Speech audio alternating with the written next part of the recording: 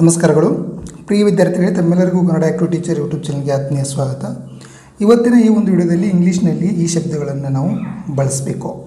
ಆಶ್ಚರ್ಯ ಸೂಚಕ ಶಬ್ದಗಳು ಅಂದರೆ ಇಂಗ್ಲೀಷ್ನಲ್ಲಿ ತಮ್ಮ ಮನಸ್ಸಿನಲ್ಲಿ ವಿವಿಧ ಭಾವನೆಗಳನ್ನು ವ್ಯಕ್ತಪಡಿಸಲು ತನ್ನದೇ ಆದ ಒಂದು ವಿಧಾನವಿದೆ.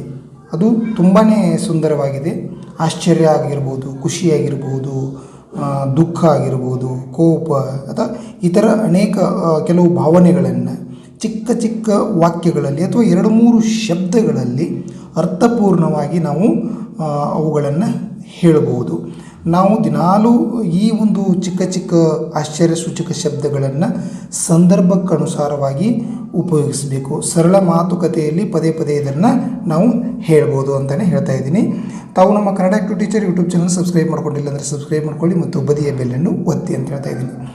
ಪ್ರಿಯ ವಿದ್ಯಾರ್ಥಿಗಳೇ, ನಾವು ಇಂಗ್ಲೀಷನ್ನು ಸರಳವಾಗಿ ಮಾತನಾಡಬೇಕಾದರೆ ಒಮ್ಮೆಲೆ ಬರುವುದಿಲ್ಲ. ಇಂಥ ಸಣ್ಣ ಪುಟ್ಟ ಶಬ್ದಗಳನ್ನು, ಸಣ್ಣ ಪುಟ್ಟ ವಾಕ್ಯಗಳನ್ನು ನಾವು ದಿನನಿತ್ಯ ಉಪಯೋಗವನ್ನು ಮಾಡ್ಕೋತಾ ಇದ್ದರೆ ಅದು ತಾನಾಗಿಯೇ ಇಂಗ್ಲೀಷ್ನಲ್ಲಿ ನಾವು ಸರಳವಾಗಿ ಹಾಗೂ ನಿರರ್ಗಳವಾಗಿ ಮಾತನಾಡಲು ಸಾಧ್ಯ ಅಂತ ಹೇಳ್ತಾ ಇದ್ದೀನಿ.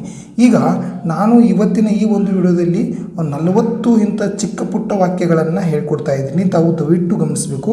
ಈ ವಾಕ್ಯಗಳನ್ನು ತಾವು ದಿನನಿತ್ಯ ಉಪಯೋಗಿಸಬೇಕು. ಓಕೆ, ಈಗ ಪ್ರತಿಯೊಂದು ಶಬ್ದದ ಅರ್ಥವನ್ನು ಹೇಳ್ಕೊಡ್ತಾ ಇದ್ದೀನಿ ನಾನು. ಇಲ್ಲಿ ಮಾರ್ವೆಲಸ್ ಅಂದರೆ ಏನು? ಮಾರ್ವೆಲಸ್ ಅಂದರೆ ತುಂಬ ಅದ್ಭುತವಾಗಿದೆ ಅಂತ ಅರ್ಥ. ಕೆಲವು ಸಂದರ್ಭಕ್ಕನುಸಾರವಾಗಿ ನಾವು ಇದನ್ನು ಮಾರ್ವೆಲಸ್ ಅಂತ, ಅದ್ಭುತವಾಗಿದೆ, ಈ ಶಬ್ದವನ್ನು ಉಪಯೋಗಿಸ್ಬೋದು. ಇನ್ನು ವೆಲ್ಡನ್ ಅಂದರೆ ಭಲೆ ಭೇಷ್ ಅಂತ ಈ ಶಬ್ದವನ್ನು ನಾವು ಉಪಯೋಗಿಸ್ಬೋದು. ಬ್ಯೂಟಿಫುಲ್ ಅಂದರೆ ಯಾವುದೇ ಒಂದು ಚಿತ್ರ ಆಗಿರ್ಬೋದು ಅಥವಾ ಏನಂದರೆ ಒಂದು ವಸ್ತು ಆಗಿರ್ಬೋದು, ಅದನ್ನು ಬ್ಯೂಟಿಫುಲ್ ಅಂತ ಹೇಳ್ಬೋದು. ಅಂದರೆ ಎಷ್ಟು ಸುಂದರ ಅಂತ ಹೇಳ್ಬೋದು ನಾವು. ಓಕೆ, ಆಮೇಲೆ ಹೇ ಅಂದರೆ ಓಹೋ, ಈ ರೀತಿಯಾಗಿ ಇಂಗ್ಲೀಷಿನಲ್ಲಿ ಅರ್ಥವಾಗುತ್ತೆ. ಓ ಗಾಡ್ ಅಂದರೆ ಓ ದೇವರೇ, ಈ ರೀತಿಯಾಗಿ ಅದು ಅರ್ಥವನ್ನು ಕೊಡುತ್ತೆ. ವಂಡರ್ಫುಲ್ ಅಂದರೆ ಏನು? ಎಂಥ ಅದ್ಭುತ ಕೆಲಸವಯ್ಯ, ಒಂದು ತುಂಬ ಒಳ್ಳೆಯ ಕೆಲಸ ಮಾಡಿದ್ರು ಅಂದರೆ ವಂಡರ್ಫುಲ್ ಅಂತ ನಾವು ಅದನ್ನು ಪ್ರಶಂಸೆಯನ್ನು ಮಾಡ್ಬೋದು. ಇವು ಆಶ್ಚರ್ಯ ಸೂಚಕ ಶಬ್ದಗಳು. ಓಕೆ, ಅಫ್ಕೋರ್ಸ್ ಅಂದರೆ ಏನು? ಖಂಡಿತ. ಈ ಶಬ್ದವನ್ನು ನಾವು ಸಂದರ್ಭಕ್ಕನುಸಾರವಾಗಿ ಉಪಯೋಗಿಸ್ಬೋದು. ಆಮೇಲೆ ಥ್ಯಾಂಕ್ ಗಾಡ್ ಅಂದರೆ ದೇವರೇ ಕಾಪಾಡಿದೆಯಲ್ಲ, ದೇವರೇ ನೀನೇ ಕಾಪಾಡಿದೆಯಲ್ಲ, ಅದಕ್ಕೆ ನಾವು ಥ್ಯಾಂಕ್ ಗಾಡ್ ಅಂತಲೇ ಹೇಳ್ಬೋದು. ಬೈ ಗಾಡ್ಸ್ ಗ್ರೇಸ್ ಅಂದರೆ ದೇವರ ದಯೆ ಅಂತ ಅರ್ಥ ಆಗುತ್ತೆ. ಇದನ್ನು ನಾವು ಸಂದರ್ಭಕ್ಕನುಸಾರವಾಗಿ ಬೈ ಗಾಡ್ಸ್ ಗ್ರೇಸ್ ಅಂತ ಉಪಯೋಗ ಮಾಡ್ಕೋಬಹುದು. ಮೇ ಗಾಡ್ ಬ್ಲೆಸ್ ಯು ಅಂದರೆ ದೇವರು ನಿನಗೆ ಒಳ್ಳೆಯದು ಮಾಡಲಿ ಅಂತ ಅರ್ಥ ಆಗುತ್ತೆ. ಇದನ್ನು ಕೂಡ ನಾವು ಬಳಸ್ಬೋದು. ಆಮೇಲೆ ಸೇಮ್ ಟು ಯು ಅಂದರೆ ಯಾರೇ ನಮ್ಗೆ ಶುಭಾಶಯನ್ನು ಕೋರಿದರೆ ನಾವು ಏನು ಮಾಡ್ತೀವಿ? ಸೇಮ್ ಟು ಯು ಅಂತ ಹೇಳ್ತೀವಿ. ಅಂದರೆ ನಿನಗೂ ಅಷ್ಟೇ ಒಳ್ಳೆಯದಾಗಲಿ ಅಂತ ಅರ್ಥವನ್ನು ಸೂಚಿಸುತ್ತದೆ. ವಾವ್ ಅಂದರೆ ಅದ್ಭುತವಾಗಿದೆ, ಅಯ್ಯೋ, ಈ ರೀತಿಯಾಗಿ ಅರ್ಥವನ್ನು ಕೊಡುತ್ತದೆ. ಆಮೇಲೆ ಎಕ್ಸಲೆಂಟ್ ಅಂದರೆ ಅದ್ಭುತ. ಹೌದಾ? ಇದೆಲ್ಲ ನಿಮ್ಗೆ ಗೊತ್ತಿರ್ತಕ್ಕಂಥ ವಿಷಯನೇ. ಹೌ ಸ್ಯಾಡ್ ಅಂದರೆ ಬಹಳ ಒಂದು ದುಃಖದ ವಿಷಯ. ಕೆಲವೊಂದು ಸಂದರ್ಭಕ್ಕನುಸಾರವಾಗಿ ಈ ಒಂದು ಚಿಕ್ಕ ಪುಟ್ಟ ವಾಕ್ಯಗಳನ್ನು ನಾವು ದಿನನಿತ್ಯ ಉಪಯೋಗಿಸಬೇಕು. ಹೌ ಸ್ಯಾಡ್ ಅಂದರೆ ಬಹಳ ದುಃಖದ ಒಂದು ವಿಷಯ ಅಂತಾನೆ. That is a good news ಅಂದರೆ ಅದು ಬಹಳ ಸಂತೋಷದ ವಿಷಯ ಅಂತಲೇ ನಾವು ಹೇಳುವುದಕ್ಕೆ that is a good news ಅಂತಕ್ಕಂಥ ಒಂದು ವಾಕ್ಯವನ್ನು ನಾವು ಇಲ್ಲಿ ಉಪಯೋಗಿಸ್ಬೋದು. ವಾಟ್ ಅ ಗ್ರೇಟ್ ವಿಕ್ಟ್ರಿ, ಎಂಥ ದೊಡ್ಡ ವಿಜಯಪ್ಪ ಅದು, ಎಂಥ ದೊಡ್ಡ ಗೆಲುವು ಅನ್ನೋದಕ್ಕೆ ವಾಟ್ ಅ ಗ್ರೇಟ್ ವಿಕ್ಟ್ರಿ ಅಂತಲೇ ನಾವು ವಾಕ್ಯದಲ್ಲಿ ಉಪಯೋಗಿಸ್ಬೋದು. ಈ ವಾಕ್ಯವನ್ನು ನಾವು ಹೇಳ್ಬೋದು. ಆಮೇಲೆ ಗುಡ್ ಹೆವೆನ್ಸ್ ಅಂದರೆ ಓ ನನ್ನ ದೇವರೇ ಅಂತ ಅರ್ಥವನ್ನು ಇದು ಸೂಚಿಸುತ್ತದೆ. ಓಕೆ, ಆಮೇಲೆ ಹೆಲೋ, ನಾವು ಯಾರನ್ನಾದರೂ ಕರಿಬೇಕಾದ್ರೆ ಅಥವಾ ಕೇಳಬೇಕಾದ್ರೆ ಹೇಳಬೇಕಾದ್ರೆ ಹೆಲೋ ಲಿಸನ್ ಈ ರೀತಿಯಾಗಿ ನಾವು ಹೆಲೋ ಮತ್ತು ಲಿಸನ್ ಮೂಲಕ ಕೇಳಿ ಅಂತ ಅವರಿಗೆ ಹೇಳಬಹುದು. ಆಮೇಲೆ ಹರಿ ಅಪ್ ಪ್ಲೀಸ್ ಅಂದರೆ ಬೇಗ ತಯಾರಾಗಿ ಅಥವಾ ಬೇಗ ಮಾಡಿ ಹರಿ ಅಪ್ ಈ ರೀತಿ ನಾವು ಇದನ್ನು ಉಪಯೋಗಿಸಬಹುದು. ಆಮೇಲೆ ಹೌ ಡೇರ್ ಹಿ ಇದೇನು?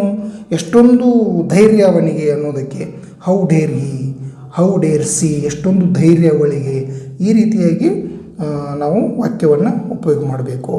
ಆಮೇಲೆ ಹೌ ಸ್ವೀಟ್, ಎಷ್ಟೊಂದು ಮಧುರ ಇದೆ ಇದು ಅನ್ನೋದಕ್ಕೆ ಹೌ ಸ್ವೀಟ್. ಹೌ ಲವ್ಲಿ, ಎಷ್ಟೊಂದು ಸುಂದರವಾಗಿದೆ ಇದು ಅನ್ನೋದಕ್ಕೆ ಹೌ ಲವ್ಲಿ. ಈ ಎಲ್ಲ ಇದು ಆಶ್ಚರ್ಯ ಸೂಚಕ ಒಂದು ಚಿಹ್ನೆ, ಆಶ್ಚರ್ಯ ಸೂಚಕ ಚಿಹ್ನೆಗಳನ್ನು ಹಾಕಿದ್ದೀನಿ ನಾನು ಕೊನೆಗೆ. ಓಕೆ. ಆಮೇಲೆ how dare you say that ಅಂದರೆ ಹೀಗೆ ನಿನಗೆ ಹೇಳಲು ಎಷ್ಟು ಧೈರ್ಯ ನಿನಗೆ, ಈ ರೀತಿ ಒಂದು ಪ್ರಶ್ನೆ ಹಾಕುವುದಕ್ಕೆ ಈ ರೀತಿ ನಾವು ಇಂಗ್ಲೀಷ್ನಲ್ಲಿ ಹೇಳ್ಬೋದು. How dare you say that, ಹೀಗೆ ಹೇಳಲು ನಿನಗೆ ಎಷ್ಟು ಧೈರ್ಯ ಇದೆ ಅನ್ನೋದಕ್ಕೆ. ಓಕೆ. ಓ ಡಿಯರ್ ಅಂದರೆ ಪ್ರಿಯೆ ಅಂತ ಕರಿತೀರ, ಓ ಡಿಯರ್ ಅಂತ. ಆಮೇಲೆ ಹರಿಯಪ್ ಅಂದರೆ ಬೇಗ ಹೊರಡಿ, ಈ ರೀತಿಯನ್ನು ಅರ್ಥವನ್ನು ಅದು ನಮಗೆ ಕೊಡುತ್ತದೆ. ಆಮೇಲೆ ಕ್ವೈಟ್ ಪ್ಲೀಸ್ ಅಂದರೆ ದಯವಿಟ್ಟು ಸುಮ್ಮನಿರಿ, ಶಾಂತ ಕುಳಿತುಕೊಳ್ಳಿ. ಪ್ಲೀಸ್ ಕೀಪ್ ಕ್ವೈಟ್ ಅಂತೀವಲ್ಲ ನಾವು, ಅದೇ ರೀತಿ ಕ್ವೈಟ್ ಪ್ಲೀಸ್ ಅನ್ಬೋದು, ಅಥವಾ ಪ್ಲೀಸ್ ಕೀಪ್ ಕ್ವೈಟ್ ಅಂತಲೂ ಅನ್ಬೋದು. ಎಸ್ ಇಟ್ ಈಸ್, ಹೌದು ಹಾಗೆ, ಅದು ಹೌದು ಹಾಗೆ ಅನ್ನೋದಕ್ಕೆ ಎಸ್ ಇಟ್ ಈಸ್ ಅಂತಲೇ ನಾವು ಕರೀಬೋದು. ರಿಯಲಿ, ನಿಜವಾಗ್ಲೂ ಅನ್ನೋದಕ್ಕೆ ರಿಯಲಿ ಅಂತ ನಾವು ಕರೀಬಹುದು. ಆಮೇಲೆ ಇಸ್ ಇಟ್, ನಿಜವೇ, ಹೌದೇ, ನಿಜವೇ ಅನ್ನೋದಕ್ಕೆ ಇಸ್ ಇಟ್. ಈ ಶಬ್ದಗಳನ್ನು, ಈ ಒಂದು ಸಣ್ಣ ಪುಟ್ಟ ವಾಕ್ಯಗಳನ್ನು ಉಪಯೋಗಿಸ್ಬೋದು. ಥ್ಯಾಂಕ್ಸ್ ಅಂದರೆ ನಿಮಗೆಲ್ಲರಿಗೂ ಗೊತ್ತೇ ಇದೆ, ಥ್ಯಾಂಕ್ಸ್ ಅಂದರೆ ಧನ್ಯವಾದಗಳು. ಓಕೆ. ಥ್ಯಾಂಕ್ ಯು ಅಂದರೆ ನಿಮಗೂ ಧನ್ಯವಾದಗಳು. ಓಕೆ. ಆಮೇಲೆ ಥ್ಯಾಂಕ್ ಗಾಡ್ ಅಂತ ನಾವು ಕರಿತೀವಿ, ದೇವರ ಕೃಪೆ ಅಂತ ಅರ್ಥ ಆಗುತ್ತೆ ಅದು. ಥ್ಯಾಂಕ್ ಗಾಡ್, ದೇವರ ಕೃಪೆ ಅಂದಂಗೆ. Okay. Many happy returns of the day, ಈ ದಿನದ ಶುಭಾಶಯಗಳು, ಈ ದಿನದ ಅನೇಕ ಶುಭಾಶಯಗಳು, ಈ ರೀತಿಯಾಗಿ ಅರ್ಥ ಕೊಡುತ್ತೆ. ಓಕೆ.